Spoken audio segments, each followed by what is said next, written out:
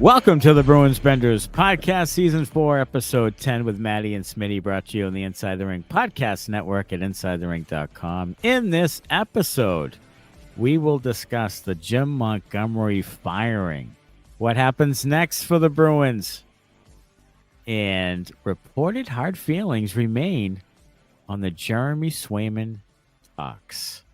Hit subscribe on the Inside the Rink YouTube channel. All subscribers are eligible for the NHL jersey giveaway, jersey of your choice from Fanatics. And follow this QR code on your screen to purchase event tickets through Ticketmaster. Plenty of Bruins tickets available. Follow each of us on X at Bruins Benders, at Benders Smitty, and at Mr. Matty Barry.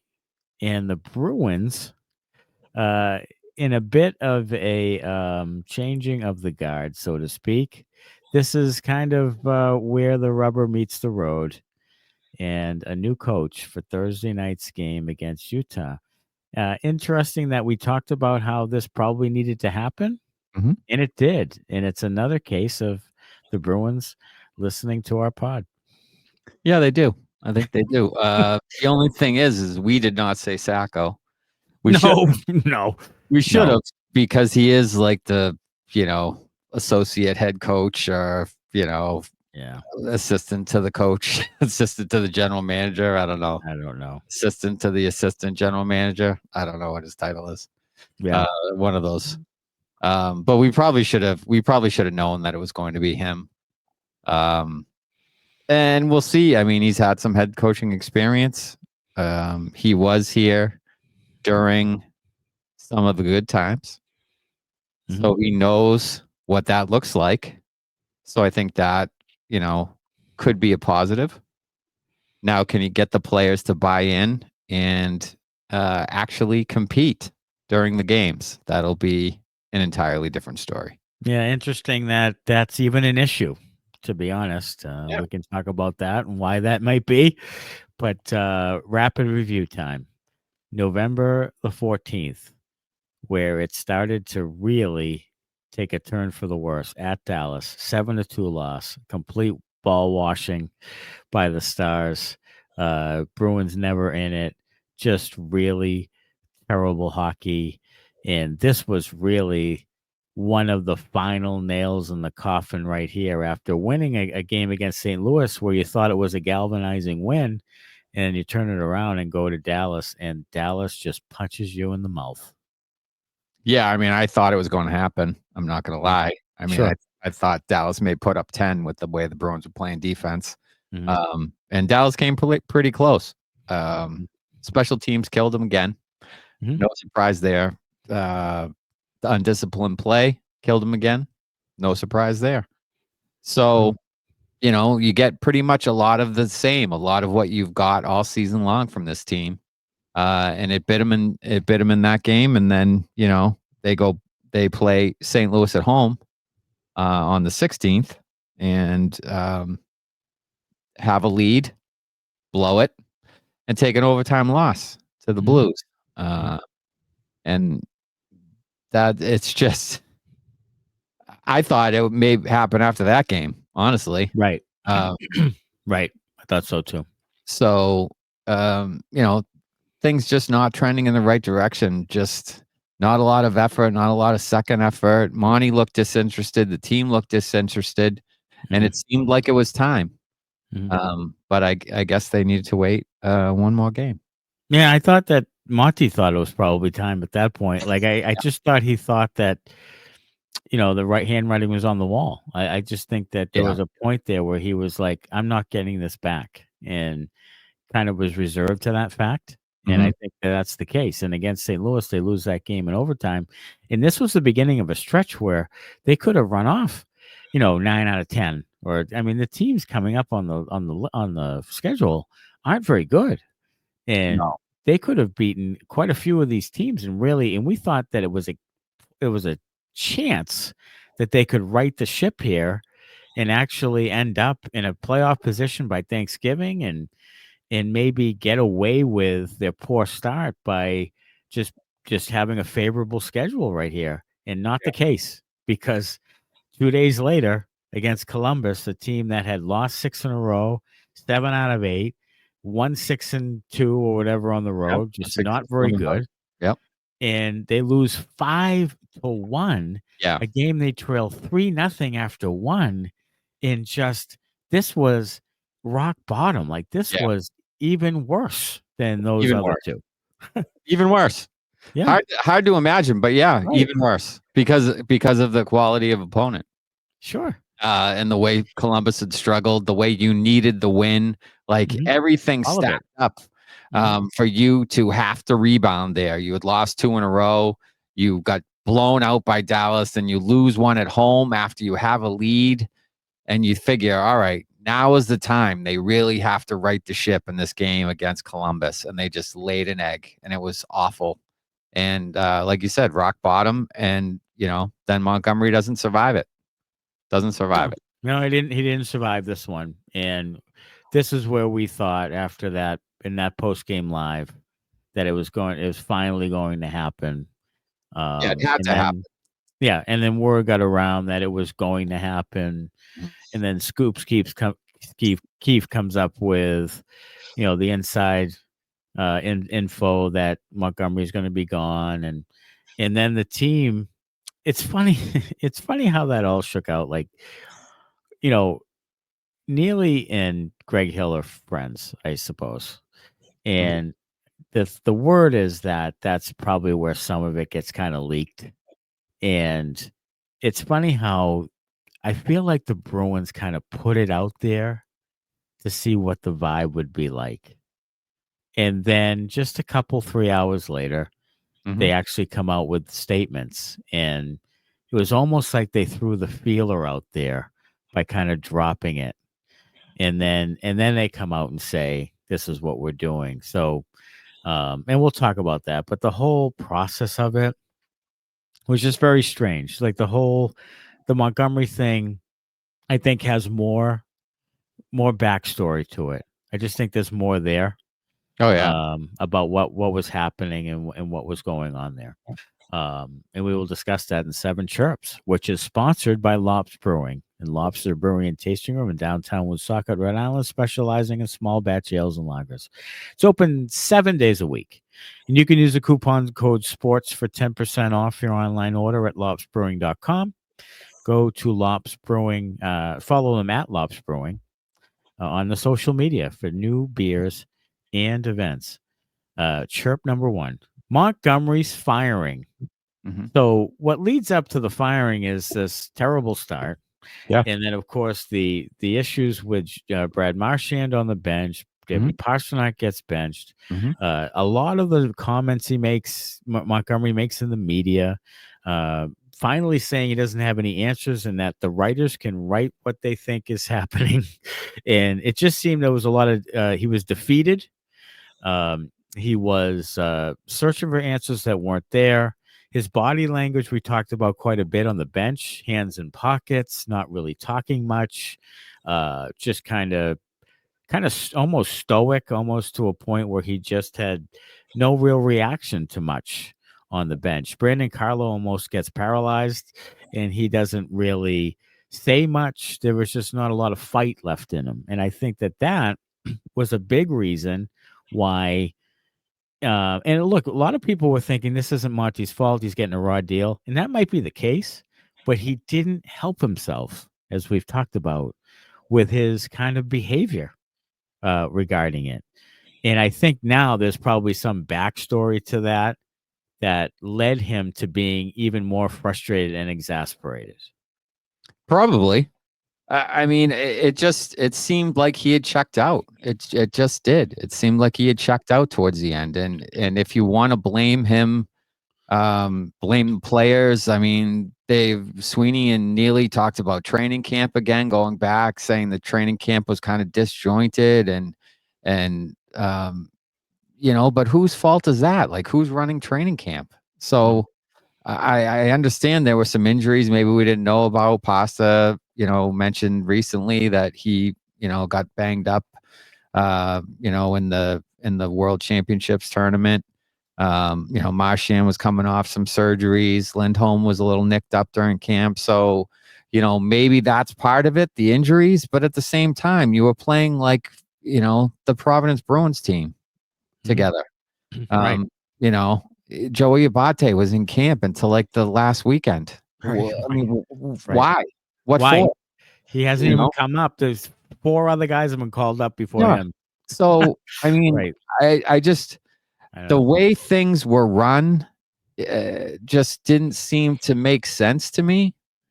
And I just feel like he's, and maybe it has to do with him being a lame duck. And Sweeney mentions some during his comments today about the firing that, he wasn't entirely sure what Monty was doing, how it was, shaking out, and the feelings that he was getting from him just weren't what he wanted to see from his team. It just wasn't what he wanted. There wasn't enough compete. There wasn't enough, execution. And whether that's the coach, it's the players, it's a combination of all of it, I think. So, you kind of get what you get at this point. Yeah. I mean, we talked about how if your team looks like that, then the coach takes some responsibility. You can't allow your team to look like that. I mean, it was really bad. It wasn't just like a slump. It was awful, awful hockey and a real bad look. So when your team is that, down and just not competing all that hard, then that's on you, and you're going to feel the effects. I mean, it's professional sports. That's what happens. The coach gets fired. That's what happens. And Don Sweeney had this to say on Wednesday in the press conference about the firing. Thanks for everybody for being here. The obvious reaction for me is disappointment in the decision I had to make yesterday in making the coaching change. I have nothing but respect and utmost appreciation for Jim Montgomery as a hockey coach, as a person. The infusion of positive reinforcement that Monty brought to the organization from day one, resonated. The historic season, fell short of a goal. Went back to work the next year with significant change, and he's going to be a good NHL coach. He is a good NHL coach, and I wish him well. His family was a big part of is a big part of his success and dynamic, and we're going to wish them well in everything they do moving forward. It came from a decision of our team really just not performing to the level of expectations that we have grown to appreciate as a fan of the sporting community here. And, for me, I had to change course. It's not generally been my nature to not enter into a relationship. I've worked with a lot of people over an extended period of time, unless they've gone on to other situations. And in Monty's case, we had entered into extension talks, couldn't find a deal based on what we had offered. And then when the underperformance of the team reared its head for 20 games, I had to make a decision. And moving forward, that rests with me now. From a personnel standpoint, and the players themselves, they have to understand that they're not where they need to be. And we're either going to get back there, or there'll be continued changes across the board. So, we've placed Joe in a position now here to get his hands on the steering wheel. Joe's well equipped to be able to do this and lead this group. Institutional knowledge for a number of years of teams that have been successful and where it needs to get back to be successful. He's interviewed around the league for other jobs, and he's well equipped to handle it. And the staff will be as it is for right now, but I don't rule out that we won't bring in somebody to complement this group. I'll tell you, he mentioned, offering an extension to Montgomery and then not being able to come to an agreement. Mm-hmm. And I wonder what is that? And if that was part of the reason Montgomery started to get kind of frustrated by the whole thing, and that the players kind of caught on to it and that's what started the ball rolling. Like, did they, undercut him? Did they lowball him? Did they really give him a legitimate offer? Did they say, we will give you an offer, but we're not sure yet? Or what was said that caused Montgomery? Because it seemed like Montgomery had just realized that they really didn't want him back, was a lame duck, and felt disrespected. Yeah, I was going to ask you that, because that part of the comments was what stood out to me as well. Was did they offer him, peanuts, and was he pissed off? And did that lead to his body language behind the bench? Did that lead to hands in pockets? Did that lead to him not giving 100% to get the team ready during training camp? Like, was that all part of the issue? Is that he was a lame duck guy? He knew they didn't really want him because they lowballed him or whatever the offer was.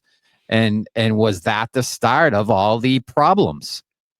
I'm going to say yes. I'm going to say that's part of the problem. I'm going to say that was a part of the problem. He went into the year as a lame duck. So he's like, these guys don't want me. What kind of effort should I give if I'm not even sure I'm going to be here? What's the point?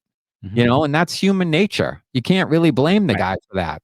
Right. And we said it all along. If he's your guy, you have to extend him. If he's not your guy, he should have been fired in the offseason, and they should have started this year with someone new.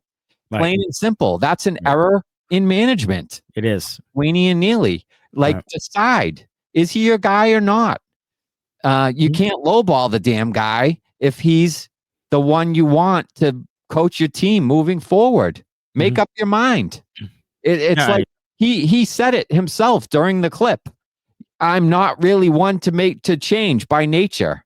He's slow with all of his decision making. Painstakingly slow. Yes. Yeah. So, this was an example where you have to decide, make up your mind, and make a decision and live with it.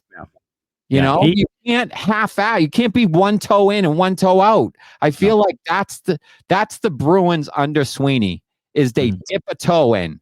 A couple of years ago, they finally went all in, and Montgomery fucked it up. And maybe that's, where some of the resentment lies. I don't know. Maybe.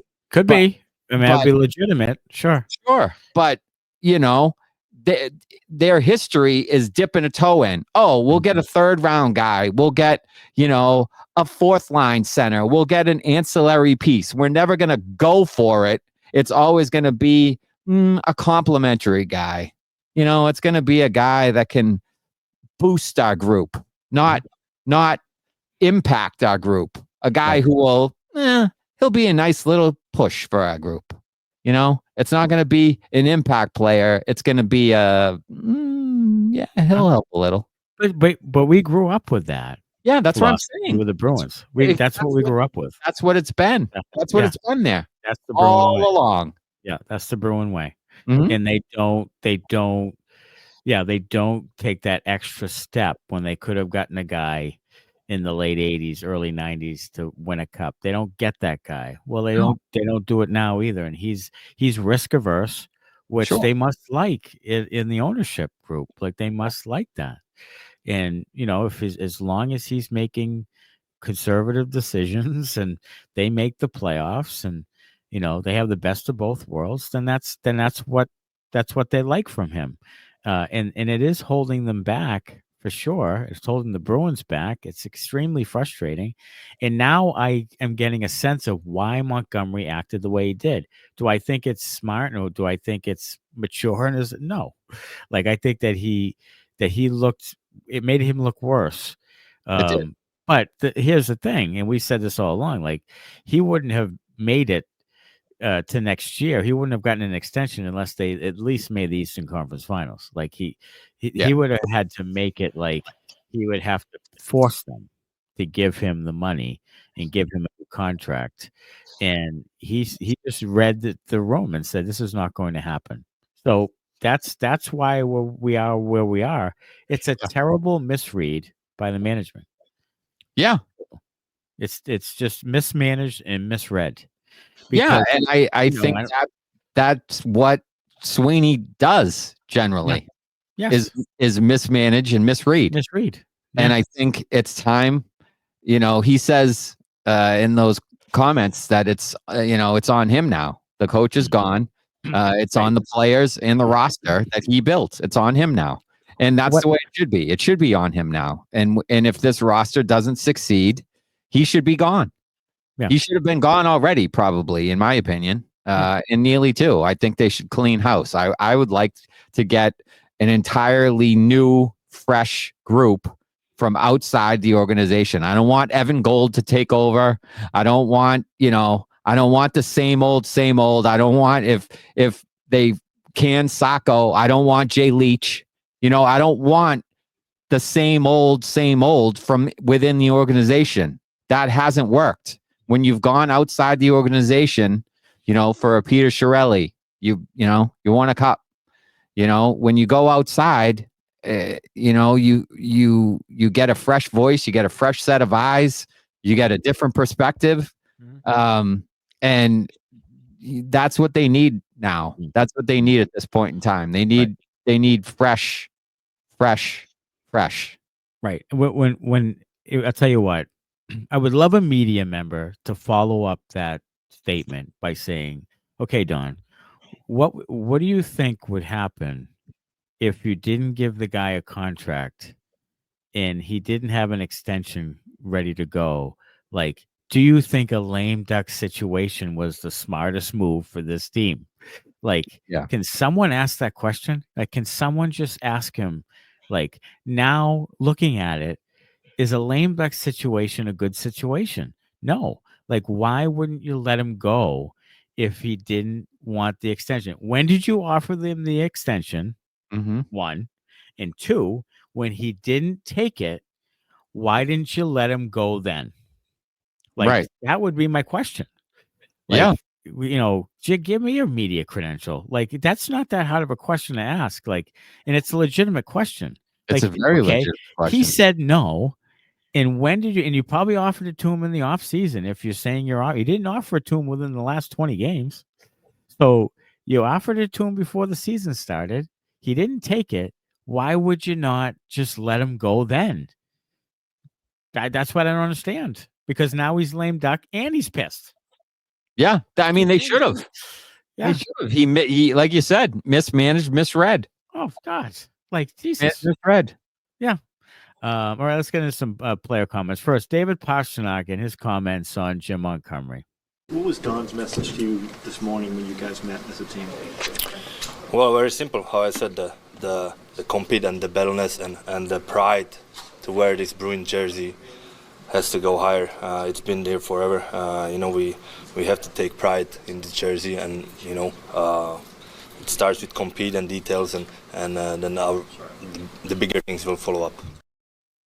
Okay, David, here's my question to you. And here's a great follow-up for anybody who wants to work in the Boston media. David, why isn't it happening? Like you're saying all these things, like the crest and the pride and all this stuff, but you're one of the biggest culprits as to not having it happen. So why is that, David? Tell us why you have this revelation now that the coach was fired. In all the horrible games that have been played by this team, why wasn't it happening? I mean, I wish. Here's a question. Yeah, it's a good question. What happened so that the team got lax and decided not to give the effort and is not motivated to play better and play with more effort? Why? What happened? Because something had to happen, or there has to be some mindset behind this new phenomenon. Yeah, I wish I knew. I wish I knew the answer. I don't know what the answer is. I don't think they know what the answer is, unless they just thought, he was coming off a 110-point season. October's not very important. It hasn't gotten them anywhere, to this point. So they were just kind of feeling fat and happy about, the season that they had last year, and thought, we'll just roll into the year, take it easy in the beginning, flip a switch, and we'll be good to go. Mm-hmm. And they said that. McAvoy and Montgomery both said that.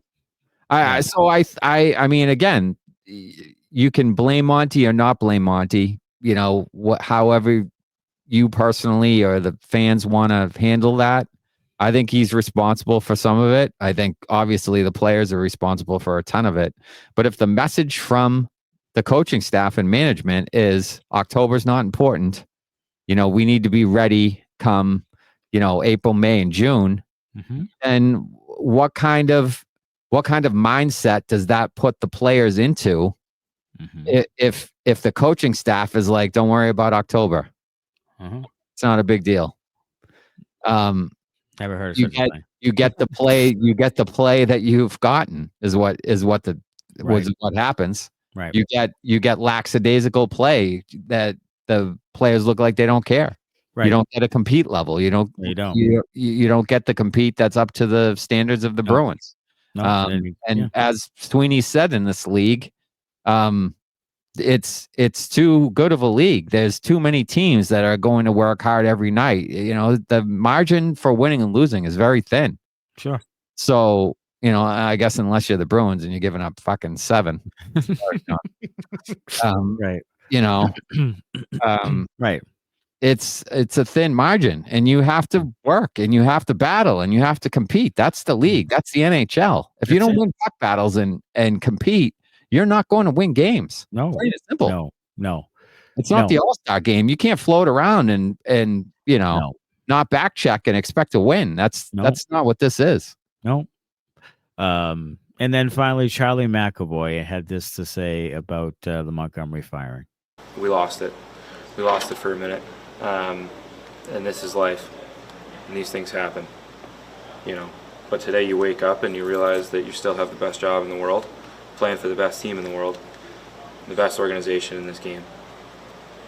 I'm lucky and I'm blessed to be here, and today was a day of gratification, you know, self-reflection, and then realizing that, holy, we have 62 games left and we're still in a playoff spot or somewhere near it. So we got everything to play for, and that's the crest, that's each other, that's everything, and it's all going to be all right.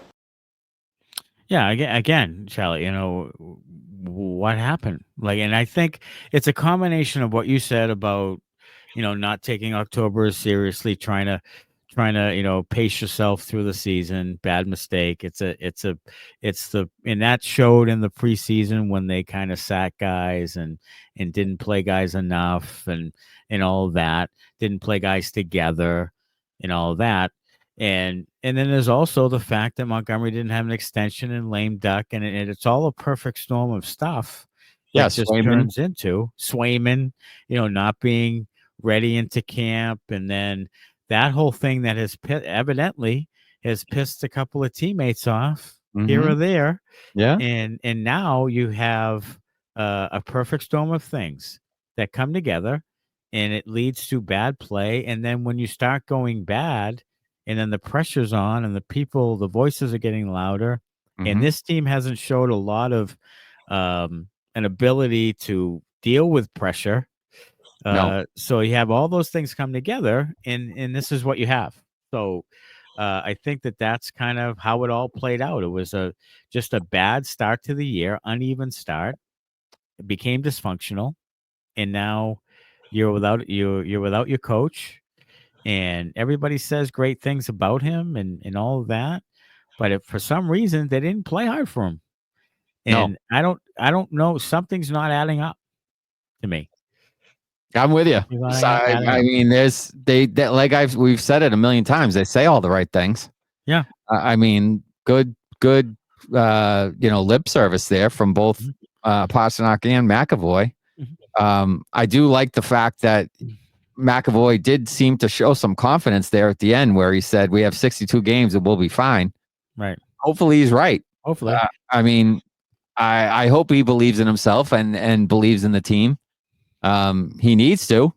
That would go a long way to righting the ship if he started to believe in himself and have that confidence that he showed in that clip on the ice when he's playing with some of his peers and deferring to them.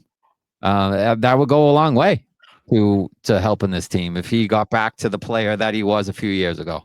Do you think that you'll start to hear little rumblings through media sources about things that have happened, do you think that the Bruins, in Red Sox fashion, will put out some things through some media members that will sort of plant the seed on what was happening or the reasons behind what had happened, just to kind of save face a little bit? Yes. Yeah. I Because think you're going to start they seeing did. I mean, they did it with Cassidy, didn't they? They did. Yeah. They So did. I mean, I think you'll see it. I think there'll be little things that'll come out about Monty, to try to make them look better. 100%. I think because right now the clock's ticking and they don't look great at all. No. This is as bad as they've looked. Yep. And this is as close to being like a disaster as they've had in 10 years. So I think Sweeney will try to save some face here with some planted little tidbits that you want to keep an eye on. I think you will. I think you'll start to see some of that stuff come out in order for them to. And I'm interested. In fact, it's already come out today, Wednesday, with some of the Swayman stuff. Like Fluto has said some stuff about Swayman and possible teammates and contract, and there's already some little things coming out about why the team might be in the rut that they are. So, Chirp 2, what happens next? So now your Bruins cap space. Right now, there's some talk that maybe that the next move would have to be a roster player to go, a core member to go, some bigger trade than usual. It would probably have to be the next step if they don't come out and play a little bit. Now, right now, you can see if you're watching on YouTube that they don't have a ton of cap space, less than $1 million. In a lot of contracts there that they've just given out, long-term contracts, high money contracts, no movement clauses, and the like. Now, no movement clauses don't necessarily prohibit trades. I mean, they can trade people still, but if the player okays it. But what happens now, especially if they come out and really, let's say they lose to Utah, like what happens then? I mean, I'm all in on the tank, baby. Yeah. Tankapalooza 2024. What if that happens? Right? I mean, James Higgins. Yeah. What if they lose to Utah and then they go to Detroit, where they haven't played all that well the last couple of years, and they lose that one, like they used 2 more? Like what happens then? Then you'd have to believe that now we're into Thanksgiving. Now we're into outside of a playoff spot. And what happens then? I mean, it would have to be some sort of trade. And I still think there probably will be a trade, even if they win a couple of games here. I think there's still trades in the works, and I think something is going to happen. Because just from what Sweeney was saying about himself and how he's kind of on the clock now and he's kind of, under the magnifying glass, that I think that he's working it right now and probably putting Team Canada to the side and working on his own team right now. Yeah, I think so. I think he has to be looking at something in order to improve the roster. And you have a bunch of guys who are, unrestricted free agents or even restricted free agents. I also heard a tidbit today that Swayman's no move doesn't kick in till year 3. So that's interesting. Right. That's interesting. And it's interesting that they put that in, that they put that in the contract. Almost like you're likely to believe that, hey, let's get the contract done. And if it doesn't work out, we'll ship you out. It's interesting, isn't it? Especially with all the rumblings now coming up kind of behind the scenes that maybe some people weren't particularly thrilled with the way he handled those negotiations. Maybe you see a guy like him on the way out, especially if Korpisalo gets the nets, against Utah, plays well. If he gets the net again in Detroit and plays well. Yeah. Maybe you see what you can get for Swayman. Now maybe you see what you can get for Swayman and kick, 8.25 off the books. Yeah. Sure. I mean, can you get let's play the game. Can you get a first round pick for Jeremy Swayman? I would think so. So you get a first rounder for Jeremy Swayman from a team that's, who knows? Maybe you get a top 15 pick out of it. I mean, you got a first rounder for Allmark, right? Plus players, right? Plus players. So I would think you would be able to get a first for Swayman. Yeah, he's much younger.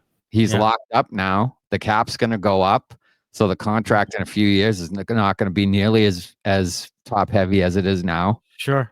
So maybe you get 2 firsts, one this year, one next.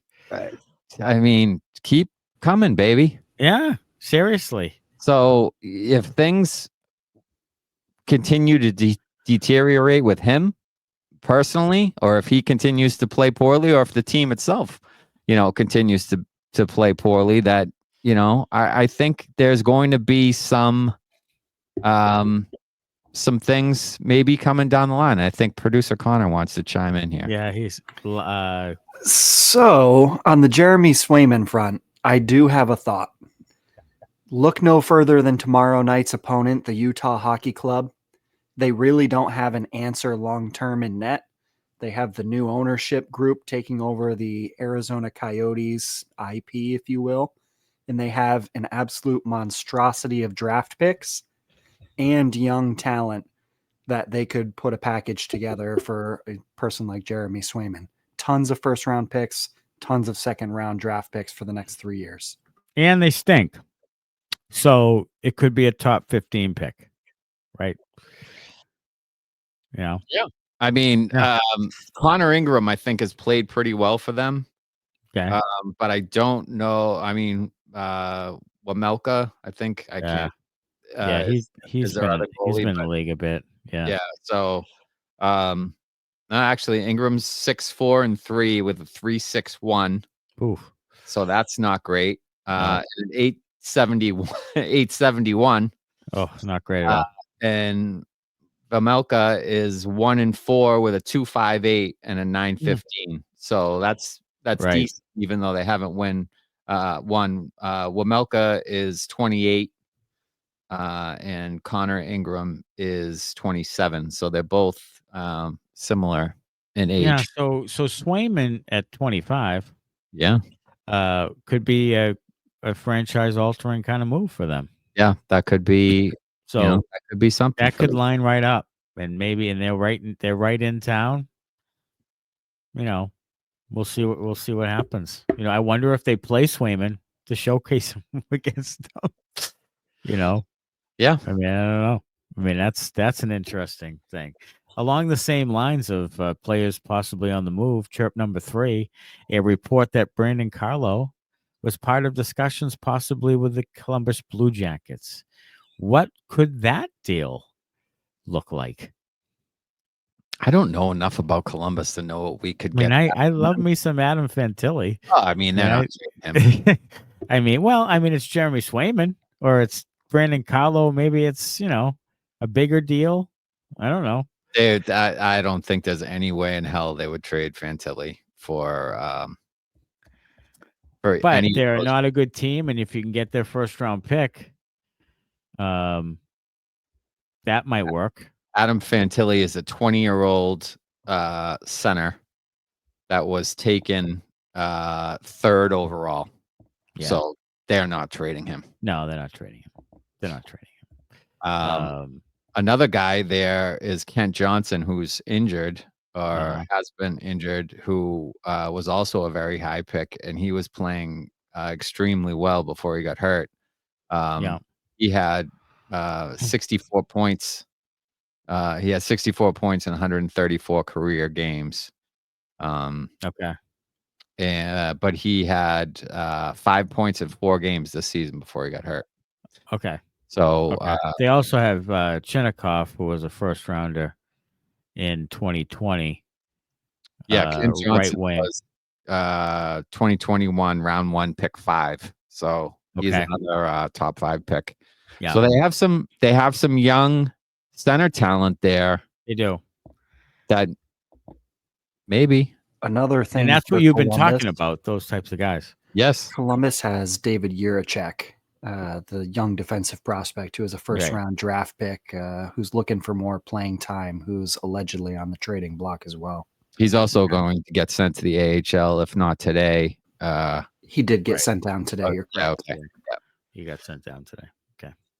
Yeah. So, I mean, look, I think Carlo is probably my candidate for one of the first guys to go. Maybe Frederic and Carlo, the guys to go if they do decide to trade core guys, because those are the most logical for what you can get in return. If it's not like a Swayman, but I think Carlo, Coyle, Frederic are probably three guys that would be the most likely candidates in my eyes.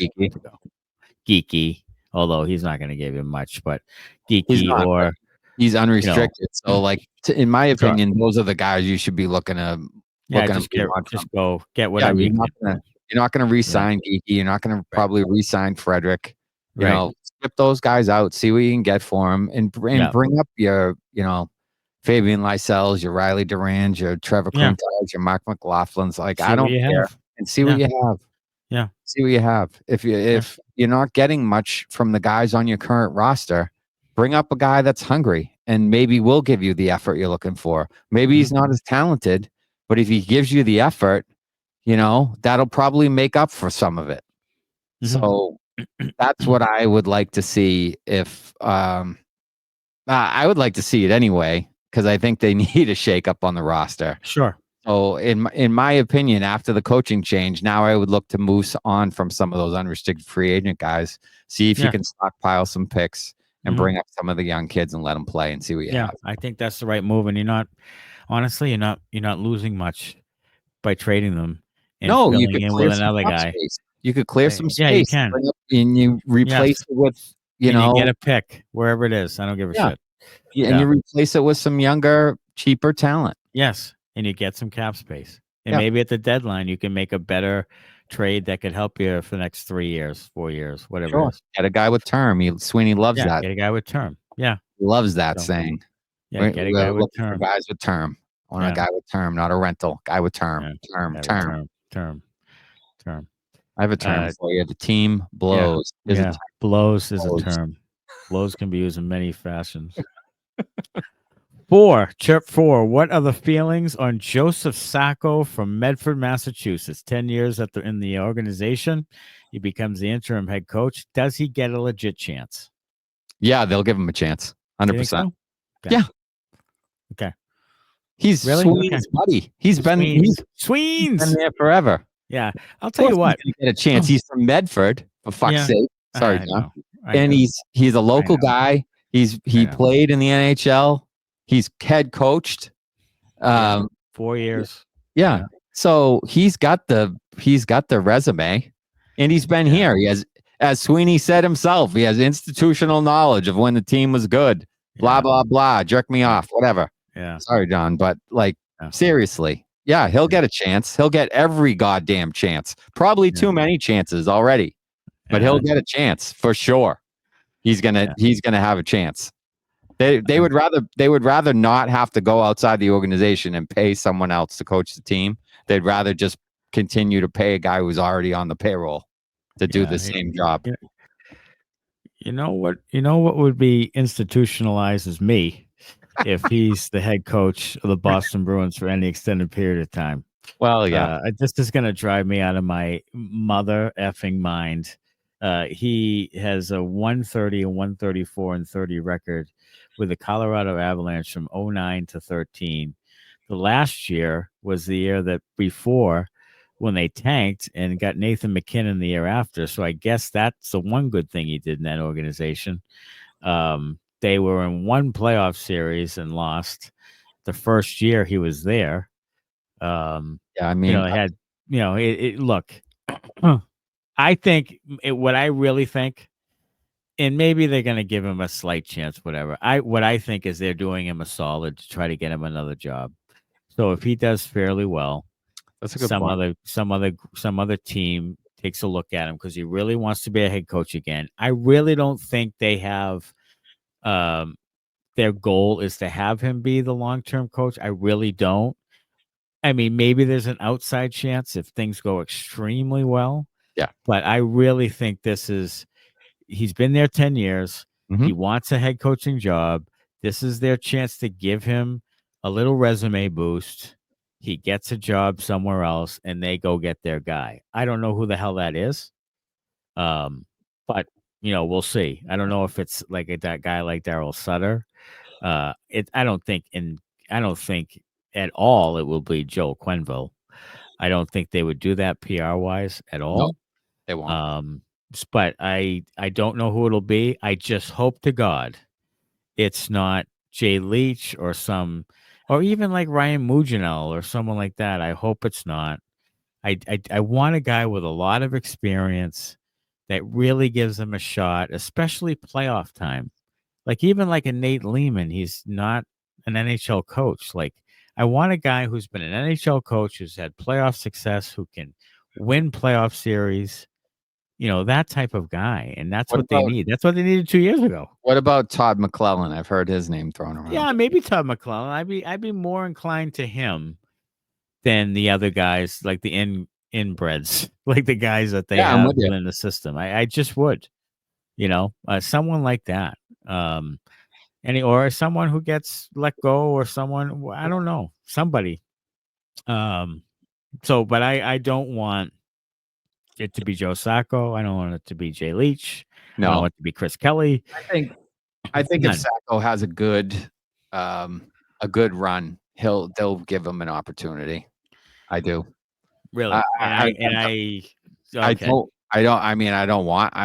with you 100%. I don't want him to be the coach. I just feel like if he performs well and the team performs well, he probably will get it. Like, you think so? Yeah. I don't want him to, but the only way I would not mind if he got it is if that they were really rebuilding and why waste the coach on a team that's going to stink? Well, yeah. You know what I mean? That was going to be part of what I was saying about him in Colorado. It was almost like an ML Carr situation, I think, where they kind of knew that the team was on the downward slope, and he just kind of took the bullet for the team while they sucked. And then you get canned when the team, gets the good picks and you start to turn it around, they want to bring a fresh guy in. So it's not a losing culture type of a thing. But I could see him. Producer Connor said, ride out the interim tag and part ways at the end of the season. I could see that happening if the team doesn't perform well. But if the team makes the playoffs, do you think they'll really just be like, thanks a lot, good effort, and let them go? I don't feel like that's the Bruins' MO at all. Right. I don't feel like they would just be like, yeah, thanks, peace out, good luck in luck in Arizona. Let me ask you this, because we had this conversation offline, I think, where you guys kind of expected that Monty wasn't going to get an extension unless they made the conference finals. Yeah. So if Sacco takes the interim tag, yeah, and he only makes it to the first or second round, do you think he still gets an extension, or is it still? I don't think if they lose in the first round, I don't think he does. I don't think he does. If he would have to make a similar type of run to get it, to be honest, I think so. I hope so. I hope to God. Maybe it's just. I hope so too. I just feel like coming from where they are now, if the team performs well and makes the playoffs. Right. Yeah. I'm kind of playing devil's advocate. I don't want it to happen. Believe me, I don't want it to happen. But I'm saying, if you the Bruins history, those guys. Yeah. Yeah. If that's the case, if that plays out, the team kind of turns it around, gets a little bit of a roll going, makes the playoffs, and they lose to the Florida Panthers in 6 games in the first round. Does he have a job next year? Yeah, you're probably right. He probably does. But you're probably right. And I'll be in an institution. Yeah. Because that's I just can't. That would be the incestuous way. That would be but what it's all about. That would be the Boston Bruins way. That would be the small town, family owned business that is the Boston Bruins. Right. That's them. That's their MO. That's their MO. I wish it wasn't. Yep. That's their MO. They're not a take a big swing organization. No, they're not. They never have been. Harry Stinden's still alive, right? Yeah. They won't do it until he's dead. They're a nibble around the edges, dip a toe in organization. They're not a take a big swing. Yeah. So I just feel like they're like you said, 4 general managers in their history. Like they're not a change team if they don't have to. So if he does well enough, I think that's good enough for them. I do. Sure. I hate it. I think it sucks. And I think it's a terrible fucking way to run an organization. It sucks. Yeah. Sorry, John. But that's the reality of it in my eyes is that's what they'll do. Hate it to death. But that's, I think, what they'll do. Dear God. Chirp 5. Reported hard feelings remain on Jeremy Swayman talks. Fluto Shinzawa has mentioned that Swayman doesn't want to lose any more teammates, that may not want to lose any more teammates. Sweeney mentioned finding out which players want to be Bruins and then sticking with those guys. Could it be that Swayman is on the way out, or that there's something really wrong with the dynamic of the team when it comes to Swayman? And who is that, and how did that even take shape? I think if you look at the comments from one Bradley J. Marchand a little earlier in the offseason when he said that, when we said that, our ears perked up when he said that. Yes, we did. It was a kind of I don't negotiate my contract in the media. That was a shot at him. Yeah, 100%. And I think he's like, why am I taking all these discounts when Swayman's holding out into training camp to get a deal? So I think some guys resented that fact that he did that. I do. I don't know if it's just Marchand, if it's some of the other guys within, that have been veterans on the team for a while, guys like Charlie Coyle and maybe.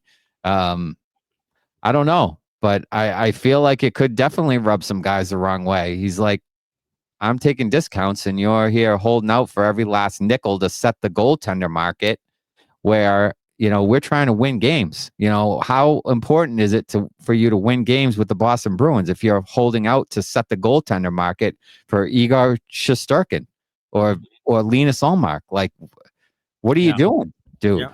Like, who do you care about? Do you care about the other goalies or do you care about this team? Right. Like, so I could see some guys having a problem with the way he handled the whole thing. We had a problem with it. We did. The way he handled it and with the way the team handled it. I thought everybody fucked it up. Sorry, John. Right.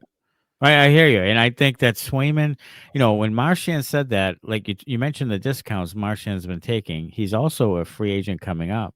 And he probably wants to take another team-friendly deal, but then he has this guy be kind of selfish in his negotiations. And going to the meeting, like typically teammates don't get on a guy because players have this unwritten rule with each other. Like you always try to get the most money. You try to set markets and get the most money. I think his teammates probably get that piece. But going to the media and making it a circus about him and all that stuff and how he was going to be the god of goalies and set markets and be the guy and is a main business major and all this other stuff. Well, yeah. Like, I mean, that was a little much. And you can't ignore the fact that they just don't play as well in front of him as they do in front of Korpisalo. Like, the numbers are kind of glaring, and it seems like they just kind of don't play as well in front of him this year, and he has really suffered from it with the stats: 3.35 goals against, 888 save percentage. He's 5-6-2. He hasn't been good, and he kind of gets hung out to dry at times, and it's just kind of coincidental how it's all happening with Swayman and his teammates. And I really think that there's something there. And again, if he's traded, you'll start to hear the rumblings about what happened with him, and that'll come out because they'll have to justify that move. I mean, to sign a guy after all that, sign him late, give him 8.25 for 8 years, whatever it was. Like, to do that and then to trade him a month later is really a bad look. So you would have to justify that in the media somehow. You would have to. And because I think other free agents looking at that would be like, well, don't sign with the Bruins. Right. Because they could turn around. They'll give up on you in a minute. Yeah, in a month. Give up on you and turn around and trade you, you know, right after that. So they would have to justify it somehow. Sure. 100%. Sure. So, you know, we'll see how that all shakes out going forward. It'll be interesting to see who gets the net on Thursday. There will be. And how about this? You give a guy a no movement clause, but not until year 3, and then trade him a month in. Guys who go to the negotiating table will be like, I want the no movement clause now. Yeah. Like, I know what you did to Swayman. Right. And the agents won't be happy. Oh, about it no. The agents will be furious. So you're sticking your neck out there if you're the Bruins for some bad relationships going forward. Well, yeah, I mean, and that agent's been an issue as far as being a hardball negotiator. So, you know, basically, if you trade Swayman during that, you know, in a month from now, good luck negotiating a deal with that guy's client. Oh my God, that guy's gonna hold you over a barrel. Again. No. Like you'll have you may not even get a chance. No, again with those guys. Yeah. No. Yeah. Chirp 6. Who is on your coaching wish list for this squad? If I could have anybody? Yeah. Anybody in the league right now? Anybody in the league right now doesn't matter. They're employed on another team or not? Yeah. Tampa. 100% Tortorella. Yeah. Tortorella. John Tortorella. Yep. Local guy. Hard-nosed. Will speak his mind. Will bench guys. Will send messages. Will hold guys accountable. Yes. Yes. Yeah. Yes. Yes. Okay. Yes. Okay. Give me all of that. This core needs a guy like that to kick them in the fucking ass. Yeah. Sorry, Sure.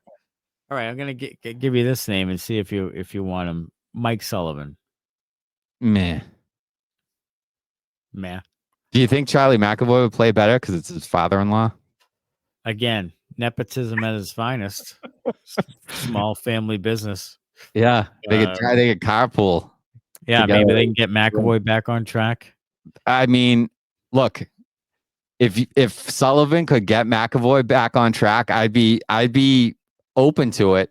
Mm-hmm. He wouldn't be my first choice, but if you would guarantee me that he gets McAvoy back to the guy of 2 years ago, I would seriously consider it. Okay. I would seriously consider it. Okay. How about you? I would consider Sullivan. I love Tortorella. I do. I love, I'd even take, God forbid, I'd even take Berube or someone like that. You know who else I love? Paul Maurice has always been. Maurice. Maurice is my number one pick. I mean, Maurice might even be more than Tortorella. Yeah, I always love Maurice too. So yeah, I forgot about him. So yeah. He's we'll go Torts and him 1A, 1B. Yeah. Yeah. Those are the two guys. I mean, they'll never get him, but those are the two guys. Of course not. Chirp 7. Any good fits for Jim Montgomery now? I'll tell you who the best fit is, in my opinion, is Montreal Canadiens. I mean, he's a Montreal guy. Ooh. And if they move on from Marty St. Louis, and he is able to actually go in and develop young players that the Bruins did not let him when they said they would, I think Montgomery might be actually a really good fit for them. I think that is an excellent call. I think he would be a good fit for them. And I think he would be... I would love to be a Montreal coach against the Bruins. Obviously, extremely motivated to beat the Bruins. I wonder if that might be in the works. I wonder if that could actually be in the works. I mean, that's a great landing spot for him. It really is. That's a good call. Yeah, it really, really is. And I almost hope it to happen, to be honest. I kind of do too. I think that would add a little juice. I think it would add a little juice to the rivalry too. That yes, 100% could certainly use some juice. So yes. And we're going up there in April. So, yeah. we could be have front row seats for it. Can you imagine if they let Marty go and they hire Monty, and in April it's Monty against the Bruins? That would be fantastic. It would be fantastic. Maybe they'll just hire him on as an assistant for now, though. Yeah, right. Just add him to the organization. Add him to the staff. Yeah, man, I'd be certainly up for that. So let's bet on it through DraftKings, and let's listen to this wonderful ad. DraftKings Sportsbook is Boston's hometown sportsbook. It's live right here in Massachusetts. Bet local on all your favorite sports from the comfort of your own home with DraftKings. To celebrate, all new customers will receive up to $200 in bonus bets when you sign up for DraftKings Sportsbook using code ITR. You can now bet local on money line, spreads, props, and more with one of America's top-rated sportsbooks. That's DraftKings Sportsbook. Download the DraftKings Sportsbook app and sign up with the code ITR to get up to $200 in bonus bets to use. Now that mobile sports betting is live in Massachusetts, that's code ITR, and it's only at DraftKings Sportsbook. If your loved one is experiencing problems with gambling, call 800-327-5050 or visit helplinema.org to speak with a trained specialist, free and confidentially 24/7. Must be 21 plus. Physically present in Mass. Eligibility restrictions apply. Subject to regulatory licensing requirements. Eligibility and deposit restrictions apply. Opt-in required. Bonus issued as free bets. Terms at DraftKings.com/MA. In a new segment that we've introduced last week from our great producer, Connor Green, it is time for a start, bench, cut. Okay. Last week, had to start it off with my favorite, the pizza. And of course, it was riveting. This week, I went with what I knew you guys for the most. And I thought to myself, Bret Michaels without the Bret Michaels. So you have to start bench, cut some music this week. Ooh. And you've got Motley Crue, Van Halen, and Def Leppard. Okay. All right. Ooh. Okay. I'm going to start Van Halen, bench Def Leppard, cut Motley Crue. Jeez. Actually, can I start Van Hagar? Yeah. Yeah. So I probably would say the same. But I'll mix it up and I'll go start Def Leppard, bench Van Halen, and cut Motley Crue. Even though I love Theater of Pain, it's a great album. That's a great album. Yeah, but so is Pyromania. And so Pyromania and Hysteria. Hysteria, I played the hell out of. Hysteria is great. What might have been one of my favorite albums of the 80s. And I was more of a Van Hagar guy too. I was a huge fan of 5150 and 5150. And OU812 is an extremely underrated album. It is. It is. There's a lot of great songs on that. It is. And then obviously early Van Halen's great too. Yeah. So I probably would. I mean, I would start Van Halen, bench Def Leppard, and cut Motley Crue. And poor Motley Crue. Good. It's like cutting like. Yeah, I mean, I love Motley Crue. Yeah. Don't get me wrong.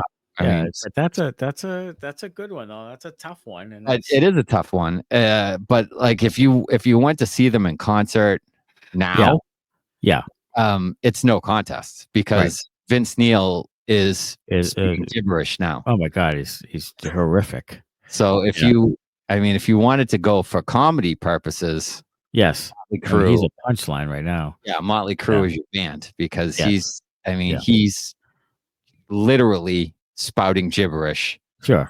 And saying the name of the song. I'll tell you who is remarkably good all the way through is Def Leppard. I mean, they're so good, and I hear they're still so good. Like, I mean, they're excellent. Def Leppard, like really good.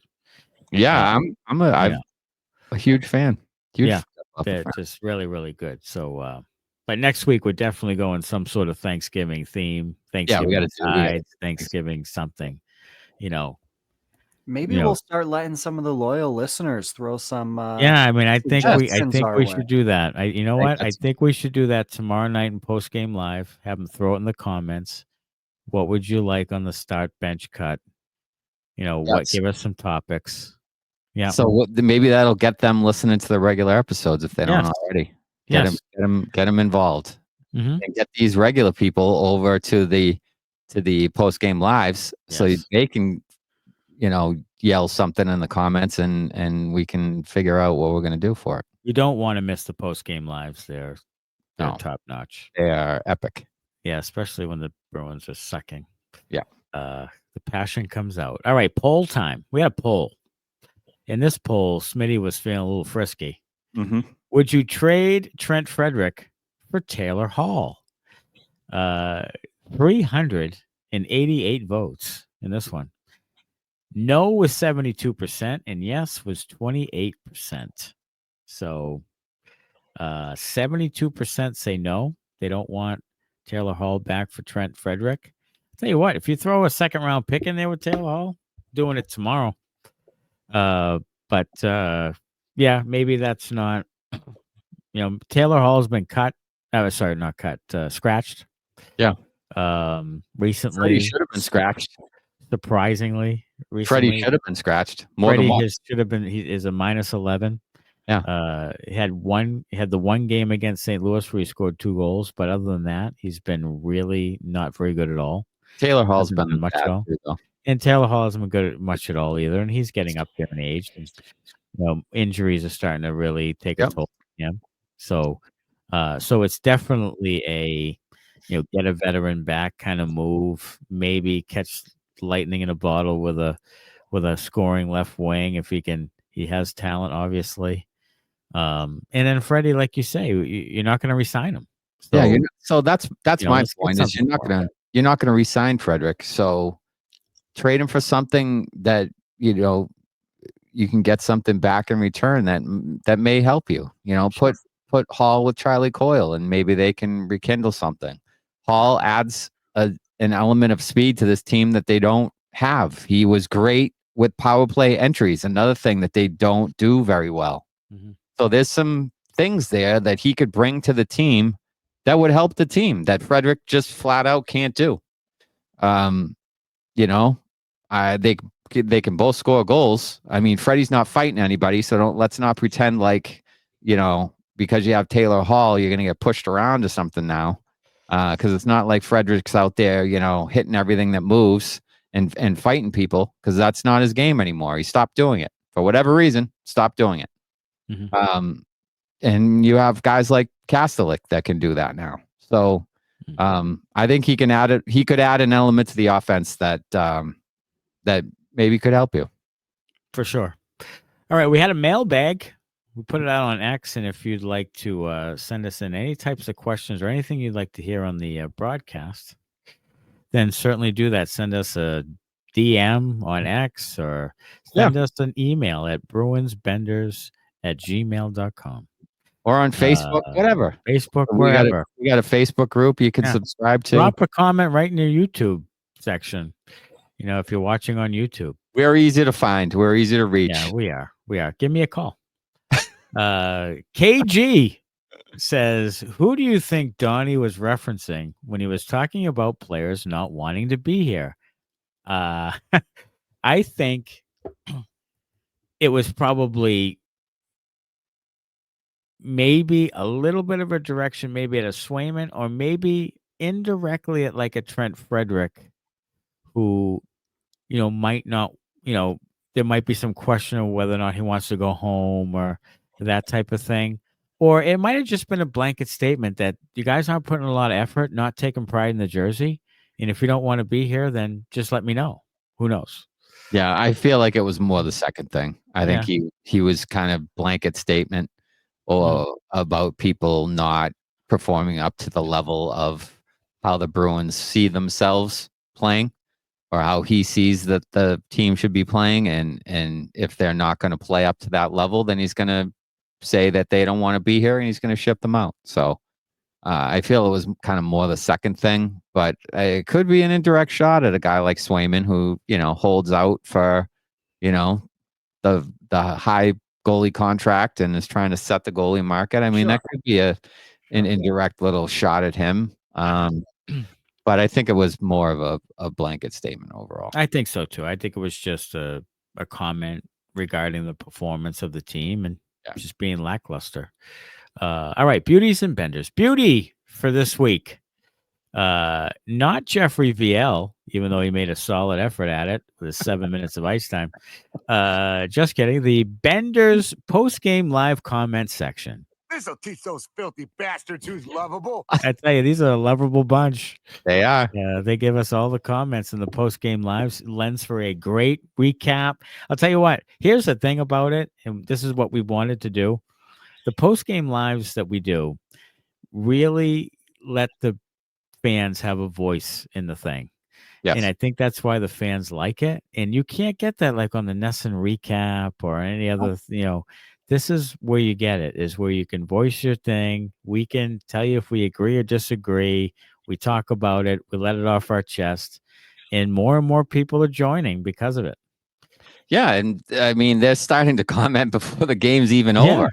Yeah, I mean, right. we got comments, lining up at, during the middle of the game. People are already starting in, throwing the comments in there. So we love to see it. We hope more of you will join us over there and watch it and comment, and we'll all have a good time with it together. Yeah, it's been really, really, really fun. So the beauty is our great fans and our great Benders fam in the comment section. Yeah. And for a Bender, we've got the Bruins management team. I'm a Bender. I don't like the way they really handled anything going into this. I mean, this offseason was a real bag over the head. It was really terrible. I've had a problem really with the entire offseason. I talked myself into Elias Lindholm because they needed a center. I thought they overpaid for him. I like the player enough, fine, but he's not a number one center, and they gave him way too much money. I didn't think they needed a defenseman. I wanted them to get a scoring winger. But we ended up with Nikita Zadorov. I tried to talk myself into that one too. He's big, he's physical. We talked about needing that.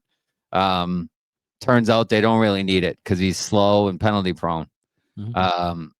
And then they gave Swayman the 8 and 2.5, and there goes all your cap space. The thing with Montgomery,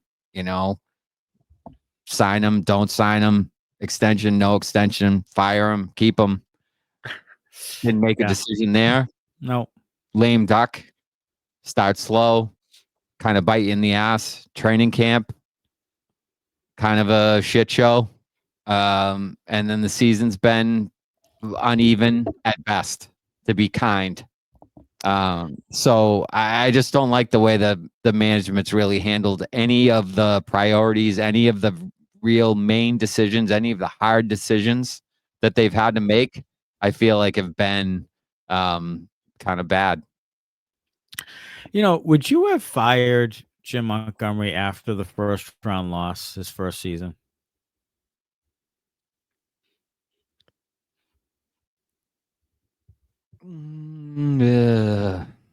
Probably not. No, probably not. Okay. Even though I do think it was his fault. I do. I do too. Was it a fireable offense to give Bergeron some playing time? Probably not. Is it his decision? That's another story. Another story. Was it I almost think that the more I hear about this, I almost think that Don Sweeney dictates who plays and who's up and who doesn't and all that. And that's who makes the decision. And to me, I wonder if that was Sweeney saying, hey, you got to play our captain. You got to play our veterans. You got to be there.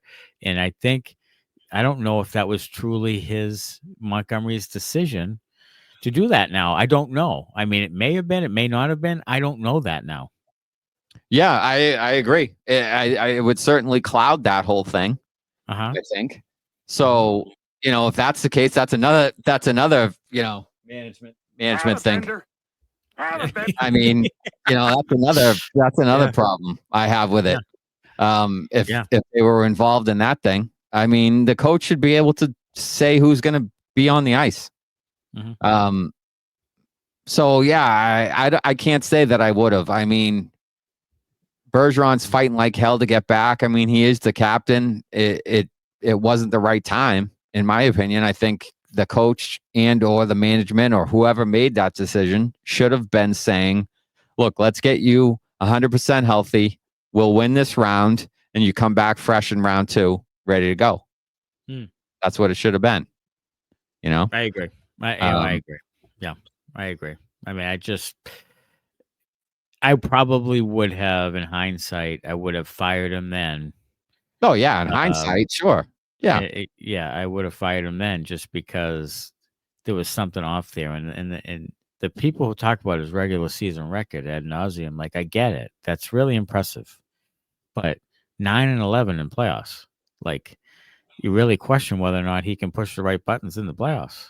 I mean, that's different than the regular season. I question whether he can push the right buttons at all, honestly. At all, right? Yeah. I mean, that first year you have to really decide whether or not that was a mirage. That was just one of those, he had a wagon of a team who had great leadership and great goaltending and, super talented, deep, and relatively injury-free, and just rolls the table, like, just runs it. And they're coming off a coaching change, and he's the fresh voice. And he's the fresh voice. Yeah, right. He's the they get this sense of relief, like, we got rid of the they could guy. all finally relax a little bit, right? And then they relaxed more, and now you have what you have. You're gone. They've had 3 years of relaxing and not 3 years of paying attention to details. Right. That's what Don you Sweeney have now. Don Sweeney says, when asked, that he doesn't think the players are too comfortable. Do you think the players are too comfortable? Yes, 100%. I don't know how in one breath you can say all these players had great career years, and now we're kind of resting on the laurels of those, and not. Yeah. And I think they were getting, they just thought that they could come in and do the same thing again, and then in the next breath say, no, if the guys aren't too comfortable, isn't that the definition of too comfortable? Yeah, I was just gonna say, isn't that the same damn thing? That's the same. That means the same thing. They're resting on their laurels, and they thought they could just come in and do it again. What is that? Means comfort. If that's not too comfortable, what is too comfortable? I don't know. I don't know anything. Is he trying to imply there's not, like, lounge chairs in the I know. Team, what does it mean? In the team lounge, they're not comfortable. We have very, very hard chairs in there. Very, very uncomfortable people. Very uncomfortable chairs. Very, very hard. Yeah, everybody's very, very hard chairs. Prospect spotlight in 2023. Third-round pick, Chris Pelosi. Christopher. Yeah, prospect spotlight, playing for Quinnipiac University. Yeah, right down there. 10 games in Connecticut. And in 10 games, he has a goal and 2 assists, and he has teammates with 2024 draft pick, Elliot Gronwald. Yes, he is. On the Quinnipiac University team. So keeping an eye on Pelosi, who is a big center and has been good in pretty much every level he's been in, and now freshman year at Quinnipiac, and hopefully he continues to develop. There's been some really good reports on him and the way he plays, but again, probably pumping the brakes, because this guy's probably a bottom 6 type guy again, which is kind of what you have across the board, but you never know. Maybe he can slip into a second line role as a ceiling. Who knows? But right now he's progressing. So yeah, that's really, that's all you can really hope for. Progress. And hopefully crack the lineup at some point. Yeah, at some point. Having some guys who can play bottom 6 roles on the team is good. Then you don't have to go out and pay for those guys, or you shouldn't. You don't have to get 4 guys. I mean, you shouldn't have 5 guys in the offseason. You have to get Max Jones, Mark Kastelik, Riley Tufte, Jeffrey VL, and Cole Koepke in one offseason. You shouldn't have to. You don't have to do that? No. You probably could have filled that. You don't have to spend Riley $5 million on that? And Trevor Clintar. Oh. And, John Farinacci. And Tyler Johnson. Mark- I mean, you Mark could have McLaughlin. filled it with, Yeah. with a few Huh. guys there. You probably could have Huh. filled it with a few guys there. Maybe Mark that wasn't a good move. I mean, Yeah, five goals in 5 straight games for Mark. Yeah. Yep. Yeah. and he's 5 straight games. he's scored some goals in Boston too. He had 4 goals. So I Yeah. mean, maybe you got another Justin Brazeau down there and Marky Mark. What I don't understand is why not bring him up over Jeffrey VL? Like, what happened to Mark McLaughlin? Like, why do we hate him so much? I'm not I don't exactly sure understand. Like, why? I don't know. because he doesn't fight. We wanted a fight Yeah, in I that guess game. we're gonna fight now. It's 1980. We wanted a fight in that game, and he Why? fought. So they It's the fought, damn and thing. and then that was it. He fought and then played 7 minutes. He fought, and then we lost the game. We 5-1. played 7 minutes, and 5 of them were in the box. Is that what it was? Well, he fought 2 minutes into the game. Yeah, so that and was then a he lost 5-minute the first major. period Right. 3-0. So Yeah, it did not do It a didn't- single thing. No, Nothing. it didn't do anything. No.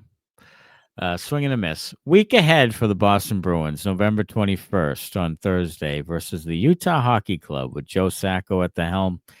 November 23rd at Detroit. November 26th versus Vancouver. And the second night of a back-to-back on the 27th, the day before Thanksgiving, at the New York Islanders. So this is a stretch here again where you could get some points, and you'll need some.